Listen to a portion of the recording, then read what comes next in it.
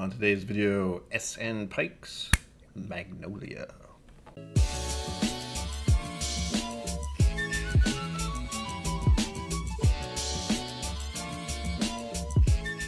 Welcome to KIllco Whiskey Musings. My name is Brian, and today we have a very special bottle that traveled a long way to get here. This is another bottle donation, and I have 3 people to thank for this. Every day. This is another bottle donation, and I have 3 people to thank for this. Bourbon Battalion, Alex the Moose, and Bourbon. Thank you all for helping me to get this bottle. If they have a YouTube channel, I will link it right up there. If you happen to have this whiskey, I hope you join me in this tasting experience. If not, well, please pull your favorite whiskey, and I hope you enjoy the video. I was very tempted to take this plastic lid off, but we have to show you the suffering we do for our whiskey. Definitely had to use something sharp for that. Well, that was disappointing. I will show the people. 1, this is a wheated bourbon. 2, it's 45%, and it's from Ohio, and this happens to be batch 1. Oh, yeah. I don't know much about this, other than it's from Ohio, but I am curious about how this will taste. Oh, no. Oh, no. Because I've never had an Ohio whiskey before, ever. Someday I will have a better way to display the bottle that is open, but for right now, it's back here.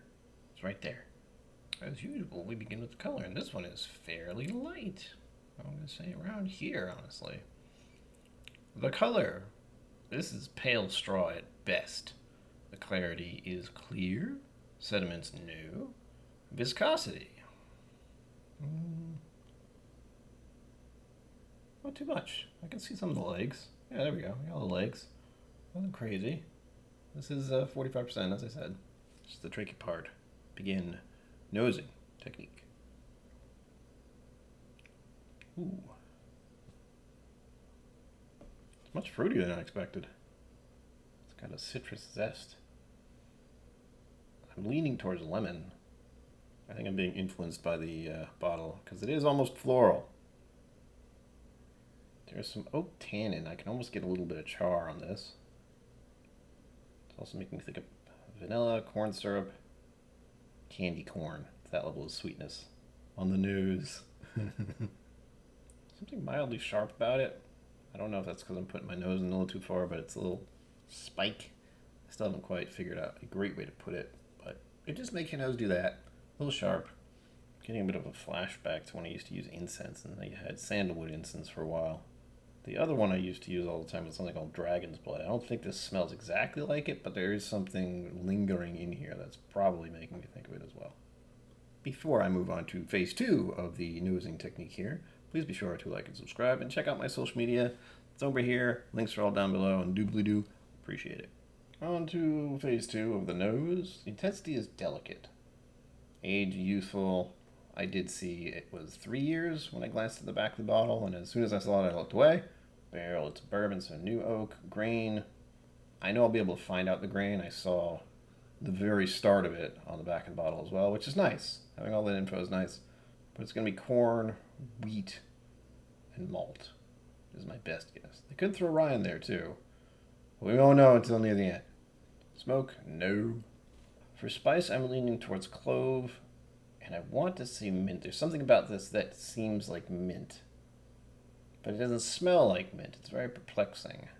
It has the same sharpness as mint. Moving on. Sweet. It's not very standard bourbon. That's the funny thing. I'm not getting caramel or brown sugar or anything like that. I'm getting a little bit of vanilla. Possibly a little cereal. This might be the wheat thing, actually. Corn syrup as well. Floral. Definitely. What kind of flower? Well, if I were to venture a guess, it might smell a little bit like magnolias. I have no idea what magnolias smell like, but it's on the bottle, so hopefully that's close. It does have a very floral note to it, but I wouldn't be able to pick out exactly what flower. Wine, there is no wine here. Fruit, lemon, and possibly some other kind of berry. Huh. I just thought blackberry. But I also don't remember the last time I had a blackberry, if ever. It's making me think of those candies. Oh, what the heck were those? That'd be why I couldn't remember them. They're just called Harborough berries. I'm going to put a picture right here. I hope. Otherwise, I'm just, not okay. Hopefully, I did that. Sulfur, I would say not peat, no earth. There is a slight dried leaves here. I glanced at tea. If it was tea, it's nothing I remember having, but I can easily see this being similar to some kind of floral light tea. Possibly that even has flowers in it. On to the drinking. Oh. No? A little bit? No. Got a burny thing here. If you watch the videos, you know. Ah, there it is. I feel like things get very complicated with younger, lighter whiskeys such as this, since I'm kind of bludgeoned every day by 47 and above, typically, usually 15% and above. I'm going to hold in my tongue, see what happens.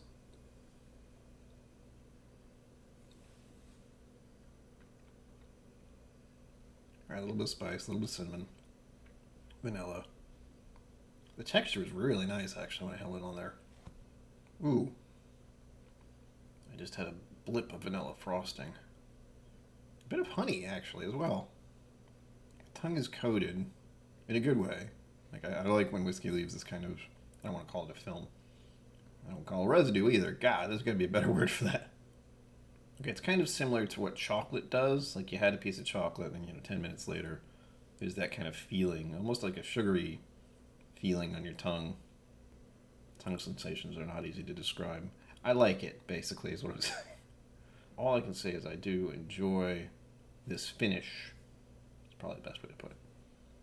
I can kind of tell it's young because I'm having difficulty getting more typical bourbon notes out of this. I better pour a little more just to make sure. That was much better. Oh yeah. There's a little bit of spice initially. Nothing severe. A little bit of brown sugar sweetness, I think. It's really faint. Maybe there's like 2 types of brown sugar in there. Light brown sugar. I feel like that's the thing. I haven't baked anything in ages. There's a vanilla note. It seems similar to vanilla frosting. I feel like Daniel Whittington has said this before. There's a certain metallic tinge of some sort that goes through some vanilla frostings. I feel like that is in here as well. Alright, thus far this is tasty. It's not overly complicated. This is a simple sipper.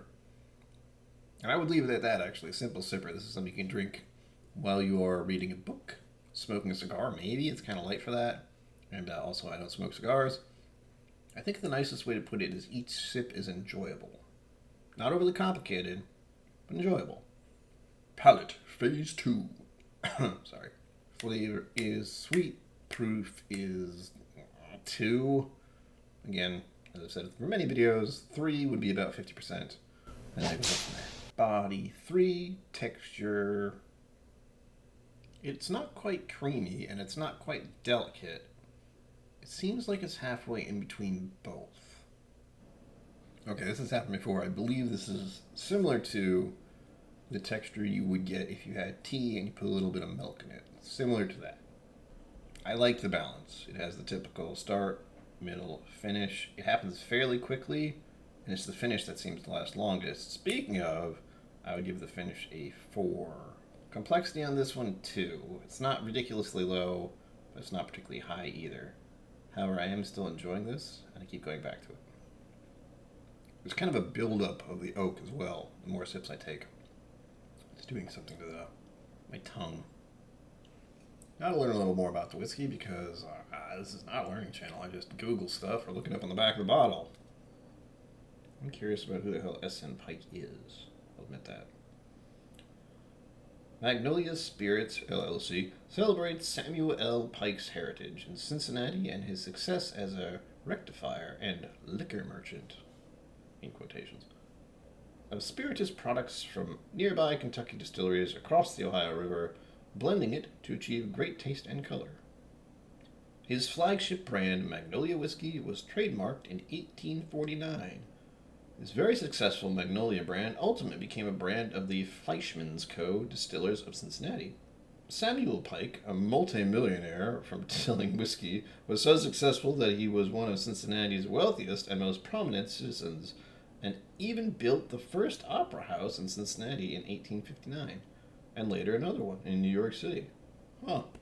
The more you know. I wonder if I'm going to put the thing up over here. The more you know. Like Pike, Magnolia Spirits, LLC, searches far and wide to source the highest quality and best tasting whiskey and bourbon. This source tribute to S.N. Pike's Magnolia Bourbon is a mash of 51% corn, 45% wheat, and 4% malted barley. Aged 3 years in charred white American oak. Oh, we got a little thing here. First, you need to see this picture. There he is, the man, the myth, the legend. Almost looks like I do, actually. What the hell? Keynote here. Distilled in Lawrence, Indiana. Bottled by Noble Cut Distilleries, Granham, Ohio. Now, is this an MGP product? For the record, MGP does make good stuff, and there's no actual information saying that it is strictly from MGP, but a lot of stuff from Indiana does tend to be an MGP product. This, however, it doesn't seem like it. I do like MGP stuff, but this one is not reminding me of it in any way, shape, or form. What just happened to my voice? Please be sure to check out my channel Fridays and Sundays at 6 p.m. Eastern Time. That is when I do live streams. If you're into drinking with other people, well, I know quite a few who enjoy having a dram with me, and hopefully with you as well. Well, there you have it, folks. S.N. Pike's Magnolia. I hope if you did have this whiskey, you enjoyed this whiskey tasting experience with me. If not, I hope you enjoyed whatever was in your glass. And as always, live long and prosper. Don't forget to be awesome. And I will see you out there. Thank you for joining me on KIllco Whiskey Musings. You can find my social media and Patreon in the links below. Be sure to like, subscribe, and I'll see you next time.